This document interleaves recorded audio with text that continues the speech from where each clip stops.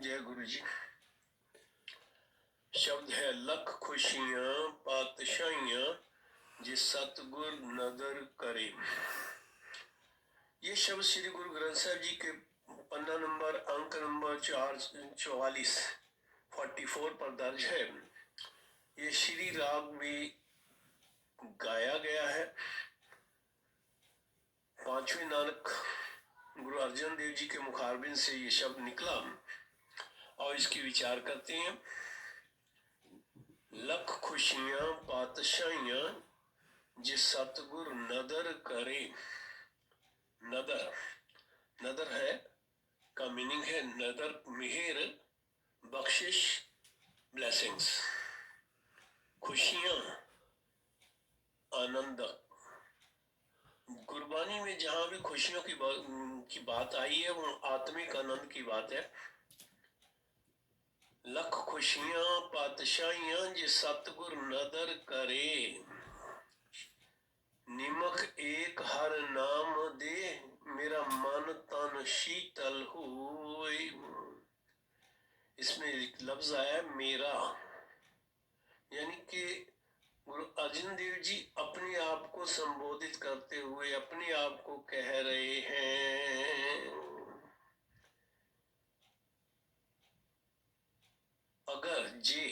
अगर सतगुर नदर करे, अगर मेरे ऊपर मेरे सतगुर की मेहर हो जाए, मेरा सतगुर मुझे ब्लेसिंग दे, बख्शिश करे, तो वो खुशियां जो आत्मक आनंद उस समय मिलता है वो लाखों बादशाहों की खुशियों से बराबर है। ऐसा प्रतीत होता है कि लाखों बादशाहों की जो खुशियां हैं वो मुझे प्राप्त हो गई हैं इस एक परम पिता परमात्मा के मिलाए हुए सतगुरु की बख्शिश से, मेहर से, ब्लेसिंग से। निमक एक हर नाम दे। निमक क्षण भर के लिए, एक का मतलब है वो परम पिता परमात्मा जो केवल एक है, उसके जैसा कोई और दूसरा नहीं है। जब मेरा परम पिता परमात्मा हरि अपना नाम दान बख्शता है, एक क्षण के लिए भी, एक क्षण के लिए भी परम पिता परमात्मा हमें अपना नाम दान बख्शते हैं, तो मेरा मन, मेरा तन शीतल यानी कि ठंड शांत हो जाता है। अब यहाँ शांत का मतलब, शीतल का मतलब है तो हर प्रकार के विकारों की से जो भटकना है वो खत्म हो जाती है जब प्रभु की बख्शिश होती है, प्रभु अपना नाम देते हैं तो भटकनाएं खत्म हो जाती हैं। जिसको पूरब लिखिया तिन सतगुर चरण गए। तिन वो लोग सतगुर के चरणों में पहुंच जाते हैं, यानी कि सतगुर के दरबार में पहुंच जाते हैं, सत्संग में पहुंच जाते हैं। कौन लोग? जिसको पूरब लिखिया, जिनके माथे पे पूर्व जन्मों के लेख लिखे होते हैं, जिनके अच्छे कर्म उनके सौभाग्य को जगाते हैं, वो ही पूरे सतगुरु के चरणों में पहुंच जाते हैं। सब्बे थोक परापते जे आवे एक हाथ। एक वही मतलब है परम पिता परमात्मा जो एक है, केवल एक ही है, उसके जैसा और कोई नहीं है। जब ये परम पिता, वह परम पिता परमात्मा हमारी पहुंच में आ जाता है, हम उसकी शरण में आ जाते हैं, वो हमारे सर पे अपना हाथ रखते हैं, तो सब्बे थोक परापते, इस संसार की हर पदार्थ हमें मिल जाते हैं।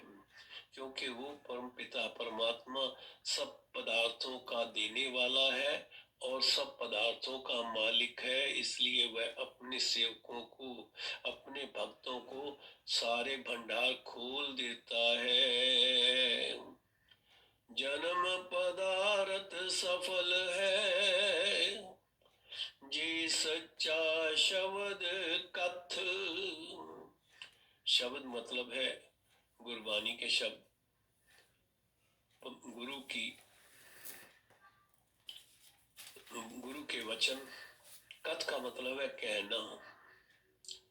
जब हम उस परम पिता परमात्मा के वचनों को गुरु के द्वारा सुनते हैं या गायन करते हैं, उस परम पिता परमात्मा के सिमरन में जुड़ते हैं, तो ये हमारा जो संसार में आना मनुष्य जन्म का वो पदार्थ जो है, जिस कार्य के लिए हम आए हैं, वो सफल हो जाता है। जब हम उस प्रभु की महिमा का गुणगान करते हैं। गुर ते महल पर आपते, जिस लिखिया हो मत। गुरु के द्वारा, गुरु के द्वारा जब हम सिमरन में जुड़ते हैं, उस परम पिता परमात्मा की महिमा को गाते हैं, सुनते हैं, तो हमें गुरु के द्वारा उस परम पिता परमात्मा के द्वार में निवास मिल जाता है। परमात्मा के दरबार में हमें स्थान मिल जाता है। परम पिता परमात्मा के चरणों में हमें जगह मिल जाती है। ये जगह कब और कैसे मिलती है? सिर्फ उसी तरह जैसे हो लिखिया हुए मत, जिस जीव के, जिस मनुष्य के कर्मों में, पूर्व जन्मों के कर्मों से उसके माथे पर सौभाग्य खड़ा हो जाता है, सौभाग्य होता है। सौभाग्य जब जाग जाता है, तब उस परम पिता परमात्मा के चरणों पे निवास मिलता है। मेरे मन एकस स्यों चित लाय। एकस वही परम पिता परमात्मा जो केवल एक है, उसके जैसा कोई और नहीं है। हे मेरे मन, गुरु अर्जन देव जी अपने आप को कह रहे हैं, हे मेरे मन एकस स्यों चित लाए। उस परम पिता परमात्मा से जो केवल एक है, उससे अपना मन जोड़, लिव लगा, उसकी भक्ति में बैठ जा। चित लाए, उसकी लिव जोड़ करके बैठ जाओ उसकी भक्ति में। एकस बिन सब तंद है, सब मिथ्या मोह माय।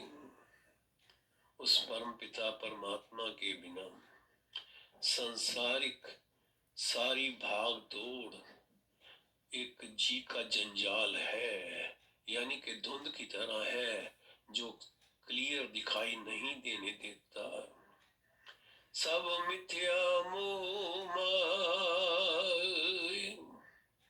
क्योंकि ये माया का मोह भी सारा व्यर्थ है, झूठा है। संसारिक मोह माया भी झूठी है, ये साथ जाने वाली नहीं है। केवल परम पिता परमात्मा का सिमरन ही साथ जाने वाला है। सफल मूरत सफला कड़ी, जित सच्चे नाल प्यार। सच्चे, आद सच, जुगाद सच, है भी सच, नानक होसी भी सच। नानक जी कहते हैं कि वो परम पिता परमात्मा आदि से, जब ये संसार की रचना भी नहीं हुई थी, तब से वो स्थिर एक जगह पर टिका हुआ है। जुगों जुगों से वो सच्चा है, एक स्थान पर स्थिर है। है भी, आज भी स्थिर है। उसके नाम को झुठलाया नहीं जा सकता, आगे भी उसके नाम को झुठलाया नहीं जा सकेगा। मूरत, यहाँ ये मूरत शब्द जो हिंदी से आया है, मुहूर्त से आया। मुहूर्त और घड़ी, मुहूर्त होता है 48 मिनट का, 24 घंटे में 30 मुहूर्त होते हैं, 48 मिनट का एक मुहूर्त होता है। घड़ी होती है 24 मिनट की, यानी कि 2 घड़ियों का एक मुहूर्त होता है। मालिक बोल रहे हैं, सफल मूरत सफला कड़ी, जित सच्चे नाल प्यार।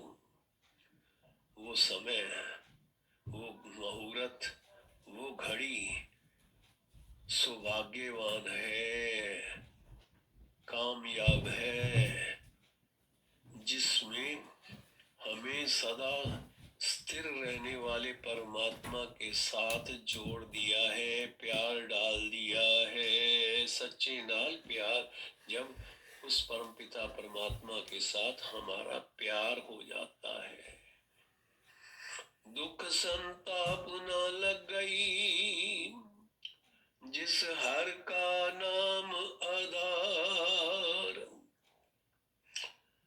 जिस मनुष्य के, जिस जीव के मन में उस परमपिता परमात्मा का ही आसरा है, जिस जीव को, जिस मनुष्य को उस परमपिता परमात्मा के नाम का आसरा मिल जाता है, तो उसको दुख संताप न लग गई, उसको किसी प्रकार का दुख, कोई कष्ट उसके नजदीक नहीं आ सकता। जब हम उसकी भक्ति में जुड़ते हैं, उसके सिमरन में जुड़ते हैं। बाह पकड़ गुर काटिया, सोई उतरिया पार। इस भाव सागर से गुरु ने जिसकी बाजू पकड़ करके, बाह पकड़ करके इस भाव सागर से डूबते हुए को, विकारों में डूबते हुए को बाहर निकाल लिया है, बाजू पकड़ करके। समझो वही इस संसारिक भाव सागर से पार निकल गया है। थान सुहावा पवित्र है, जिथे संत सभा। संत सभा यानी कि जहाँ सत्संग होता है, साधुओं का संग मिलता है, वो स्थान सुहावना है, सुहावा। वो स्थान सुहावना है, वो स्थान पवित्र है, जहाँ सत्संग होता है, जहाँ संतों की सभा लगती है। टोई तिसी नो मिले, जिन पूरा गुरु लबा। जिस जीव ने, मनुष्य ने पूरे गुरु को ढूंढ लिया है, पूरा गुरु लबा, लबा का मतलब मिल गया।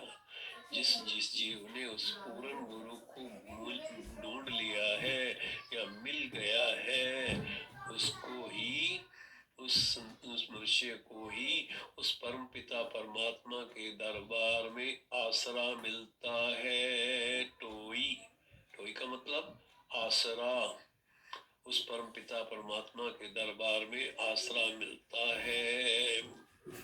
नानक बद्दा करता, जिथे बिरद ना जन्म जरा। बद्दा घर यानी कि पक्का ठिकाना। नानक जी कह रहे हैं कि उस मनुष्य ने अपने लिए उस जगह पर जो पवित्र है, उस परम पिता परमात्मा के दरबार में पक्का ठिकाना पा लिया है। जो उस परम पिता परमात्मा की भक्ति में जुड़ता है, सिमरन में लगता है, जो संतों की सभा में संतों के संगत में सत्संगत में आता है, उसको उस परम पिता परमात्मा के ठिकाने में स्थान मिल जाता है। जित्थे मृत्यु न जन्म जरा, वो स्थान कौन सा है, वो दरबार कौन सा है, जहां पर आत्मक मौत नहीं आती, जहां जन्म मरण के चक्कर नहीं रहते। उस दरबार में पहुंचने के बाद ना कोई आत्मक मौत में होती है, न जन्म मरण का बार बार का चक्कर होता है। जन्म के साथ एक लफ्ज है जरा। जरा का मतलब है बुढ़ापा, यानी कि आत्मिक जीवन का बुढ़ापा, यानी कि आत्मिक जीवन कभी कमजोर नहीं होता, हमेशा ऊंचे स्थान पर रहता है, मालिक की निगाह में रहता है, ऊंचे आचरण वाला होता है। इस पूरे शब्द से भाव यही निकलता है कि उस परम पिता परमात्मा की भक्ति में, सिमरन में कोई मुहूर्त, कोई घड़ी जरूर अपने कीमती समय से अपने सांसारिक कार्यों को करते हुए जरूर निकालना चाहिए। आजकल दिन चल रहे हैं पहला प्रकाश दिवस के, जिसके बारे में मैं 2 मिनट में कुछ कहना चाहता हूँ। पहला प्रकाश गुरु ग्रंथ साहब जी का, जब अभी उनको गुरु ग्रंथ साहब जी को गुरु पद नहीं मिला था, तो उस कंपोजिशन को, उसको आदि ग्रंथ कहा जाता था। गुरु नानक साहब ने जब अपने जन्म स्थान से चारों दिशाओं में यात्राएं की हैं, तो उनको जहां जहां से भक्तों की वाणी मिली है, उन्होंने एकत्रित की हुई थी। तो उस वाणी को और गुरुओं की अपने गुरबाणी को गुरु अर्जुन देव जी ने तरतीब से राग वाइज अलग अलग करके रागों में बांध करके, यानी कि हर राग के शब्द अलग अलग करके रागों की तरतीब से एक कंपोजिशन, एक ग्रंथ तैयार किया। तो उस ग्रंथ को आदि ग्रंथ कहते हैं। उस ग्रंथ का जब पहली बार प्रकाश हुआ था गोल्डन टेम्पल में, दरबार साहब में, तो उस दिन के नाम से ये पहला प्रकाश उत्सव हर साल मनाया जाता है कि जब ये आदि ग्रंथ का पहली बार प्रकाशमान हुआ था। अब जब गुरु अर्जुन देव जी ने इस ग्रंथ को रामसर वाले स्थान से लिखवा करके जब गोल्डन टेम्पल में लाए, तो बाबा बूढ़ा जी को कहा कि खोलो ग्रंथ दो आवाजा, यानी कि इसको ग्रंथ को खोल करके इसमें से हुक्म लो। तो उस वक्त जो बाबा बूढ़ा जी के गुरु ग्रंथ साहब जी का प्रकाश किया, तो उस वक्त शब्द आया था, संतां के कारज आप खुलोया, हर काम कराऊं आया राम। ये पहले प्रकाश की बात है, 2 मिनट में जो भी मैं बता सका। संगत जी, ऐसी और व्याख्या विचार सुनने के लिए कृपया इस चैनल को सब्सक्राइब कीजिए, लाइक कीजिए, तो जो आपको आने वाले शब्दों की विचार पहले से इंटीमेट हो सके, आपको पहले से नोटिस मिल जाए। जय गुरु जी।